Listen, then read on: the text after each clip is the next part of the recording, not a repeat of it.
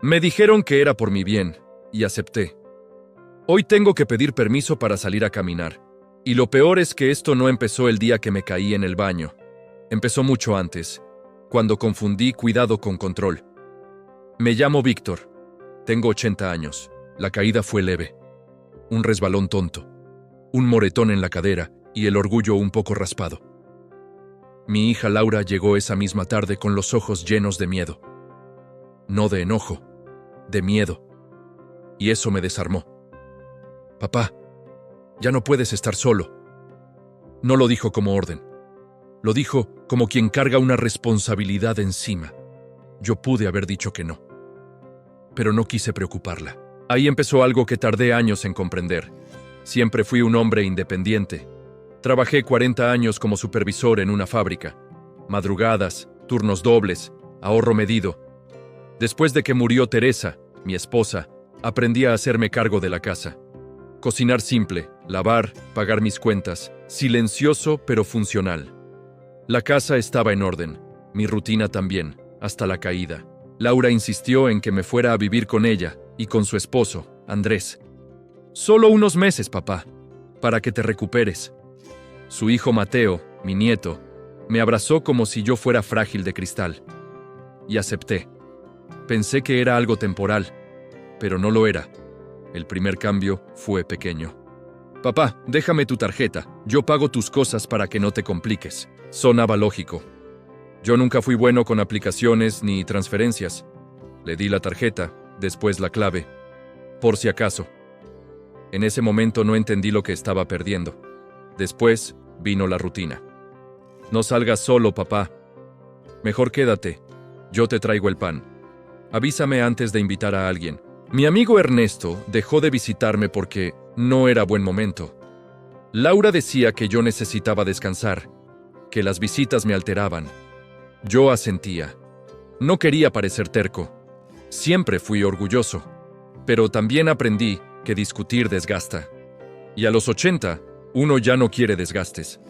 El problema es que el silencio también desgasta. Mateo empezó a hablar por mí. El abuelo no puede comer eso. El abuelo no puede subir escaleras. El abuelo no entiende mucho el celular. Yo sí entendía, no todo, pero lo suficiente. Ese fue el día que algo se rompió, aunque nadie lo dijo. Empecé a notar detalles. Si quería comprar algo, Laura preguntaba, ¿para qué lo necesitas? Si decía que iba a salir, ¿a dónde exactamente? Si mencionaba volver a mi casa, papá, no seas necio, y yo callaba, porque una parte de mí sabía que ella lo hacía con buena intención. Pero otra parte empezaba a sentirse huésped.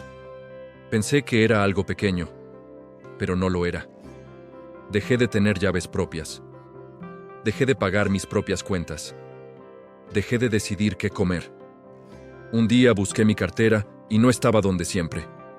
Laura la había guardado para que no se me perdiera. No me la pidió. La tomó, y yo no dije nada. En ese momento no entendí lo que estaba perdiendo. Lo más difícil no fue perder el control del dinero. Fue empezar a dudar de mí mismo. Cuando preguntaba algo 2 veces, Laura se miraba con Andrés. Cuando olvidaba una fecha, me hablaban más lento. Yo sé que a mi edad uno se vuelve más lento, pero no soy incapaz, y sin embargo, empecé a comportarme como si lo fuera. Ahí empezó algo que tardé años en comprender.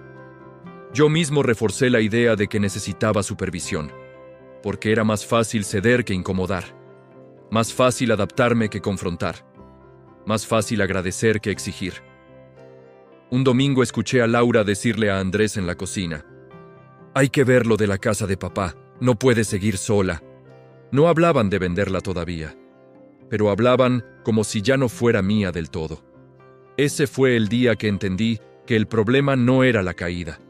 Era que yo estaba dejando de ocupar mi lugar, no por maldad de ellos, por mi miedo a perderlos si decía que no. Y mientras yo intentaba ser el padre comprensivo, empezaba a convertirme en un hombre invisible dentro de su propia vida, y todavía no sabía hasta dónde iba a llegar eso. El día que supe que ya no mandaba en mi propia vida fue cuando intenté volver a mi casa. No fue una pelea, no hubo gritos. Hubo algo peor. una sonrisa paciente. Papá, eso ya no es viable.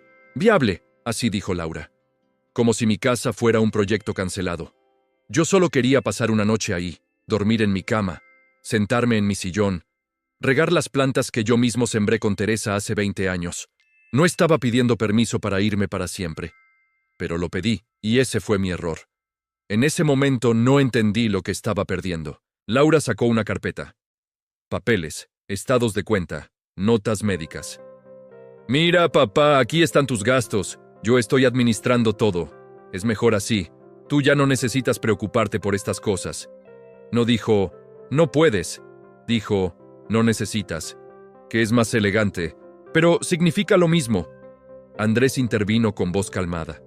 Además, vender tu casa ayudaría a que todos estemos más tranquilos. Todos. Yo no estaba intranquilo hasta ese momento. Sentí algo que no sentía desde que murió Teresa. Desplazamiento. Como si yo fuera el mueble antiguo que ya no combina con la sala nueva.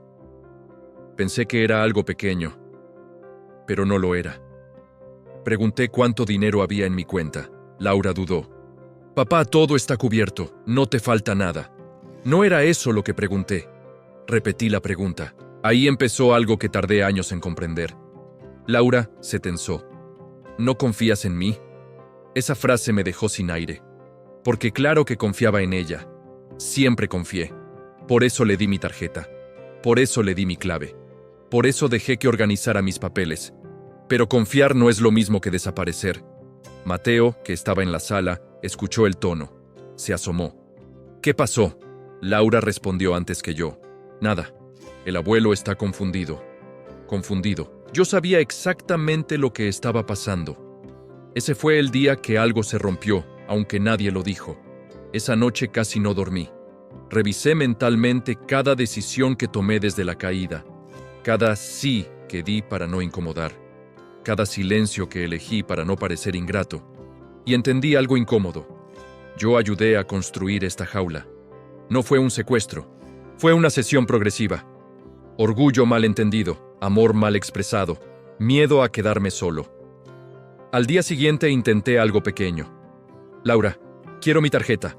No grité, no exigí, solo la pedí. Se hizo un silencio largo. Papá, ¿para qué? Otra vez esa pregunta.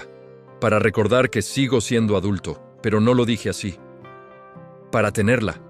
Andrés intervino. No queremos que pase algo, Víctor. Si te pierdes, si gastas mal, si alguien te engaña. Me estaban protegiendo de un mundo que yo había vivido más tiempo que ellos. En ese momento no entendí lo que estaba perdiendo. Pero sí entendí algo más doloroso. Ya no me veían como padre. Me veían como riesgo. Y cuando alguien se convierte en riesgo, empieza a ser administrado. Esa tarde escuché a Laura por teléfono con su hermano Daniel. Sí, creo que es momento de vender la casa. Papá ya no puede decidir solo. No puede decidir solo. Yo estaba a 5 metros. Pensé que era algo pequeño, pero no lo era. Entré a la cocina. No levanté la voz. Laura, sigo aquí. Se quedó callada. Por primera vez no tuvo una respuesta rápida. Yo tampoco sabía exactamente qué decir después. Porque si confrontaba demasiado, temía romper algo. Si callaba, me rompía yo. Ahí empezó algo que tardé años en comprender. No era la casa, no era el dinero, era la autoridad sobre mi propia vida. Esa noche bajé al estudio donde guardan documentos. Busqué mi carpeta personal. No estaba. Le pregunté a Laura. ¿La tengo yo, papá? Para que no se traspapele, para que no se traspapele. Como si mi historia pudiera desordenarse sola. Sentí vergüenza. No de ella, de mí. Por haber permitido que el cuidado se transformara en sustitución, por haber confundido compañía con dependencia, por haber creído que a mi edad uno ya no tiene derecho a decidir. Ese fue el verdadero quiebre, no cuando hablaron de vender la casa, sino cuando entendí que, si no hacía algo, mi vida seguiría avanzando, pero sin mí al volante. Y por primera vez en meses, no tuve miedo de caerme. Tuve miedo de seguir cediendo. No esperé a que volvieran a sacar el tema. Esta vez fui yo quien lo puso sobre la mesa. Laura, mañana vamos al banco. No lo dije como sugerencia, lo dije como decisión. Se quedó mirándome, tratando de descifrar si hablaba en serio. ¿Para qué, papá? Respiré despacio. Para revisar mis cuentas y para que me devuelvan mi tarjeta. No levanté la voz, no temblé, pero por dentro estaba cruzando un puente que llevaba meses evitando. Andrés intervino. Víctor, no queremos que esto se vuelva un problema. Ahí entendí algo con claridad. El problema ya existía, solo que yo lo había estado evitando. En ese momento no entendí lo que estaba perdiendo, pero sí entendí lo que estaba dispuesto a recuperar. Esa noche casi no hablamos en la cena. Mateo miraba el plato. Laura estaba rígida. Yo también tenía miedo. Porque no se trata solo de dinero. Se trata de decirle a tu hija que la ayuda empezó a doler. Al día siguiente fuimos al banco. Entré caminando solo, sin apoyarme en nadie. Pedí hablar con el ejecutivo. Expliqué que quería recuperar el control de mis cuentas, que autorizaba asesoría, pero no sustitución. Laura intentó intervenir. Es que mi papá se confunde a veces. La miré. Laura, estoy hablando yo. Ese fue el día que algo cambió, no en el banco, en mí. Firmé la revocación de acceso compartido. Pedí una tarjeta nueva. Activé notificaciones a mi teléfono. El ejecutivo me explicó todo con paciencia.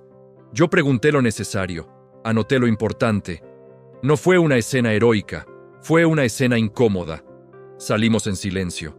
En el estacionamiento, Laura lloró. Solo quiero cuidarte. Y por primera vez no respondí desde el orgullo. Lo sé. Pero cuidarme no es reemplazarme. Ahí empezó algo que tardé años en comprender. Yo también había contribuido a esto. Porque durante años fui un padre que resolvía sin explicar, que decidía sin consultar, que confundía autoridad con protección. Tal vez Laura aprendió eso de mí, y ahora lo estaba repitiendo conmigo. La conversación fue larga, dolorosa, honesta. Le dije que no me iría de su casa todavía, que agradecía el espacio, pero que volvería a manejar mis cosas, que decidiría cuándo visitar mi propia casa, que no vendería nada sin estar presente. Andrés escuchó en silencio. Mateo entró a mitad de la conversación. ¿El abuelo ya no está confundido? Lo miré con calma. Nunca lo estuve. Ese fue el momento más duro. Porque recuperar autoridad no es imponer, es sostenerse. Las semanas siguientes no fueron perfectas. Laura tardó en dejar de preguntarme cada gasto. Yo tardé en dejar de justificar cada salida. Pero algo se acomodó. Volví a visitar mi casa los martes, solo. Invité a Ernesto a tomar café sin pedir permiso. Volví a llevar mi cartera en el bolsillo. Pequeños gestos, grandes territorios. Pensé que era algo pequeño, pero no lo era. Un sábado, Laura volvió a mencionar la casa. Papá, ¿estás seguro de que quieres conservarla? La miré sin enojo. Sí. No expliqué más. No pedí validación. No busqué aprobación en el rostro de Andrés. No miré a nadie. Saqué las llaves de mi bolsillo, las puse sobre la mesa. Y esta vez, no pedí permiso para quedármelas.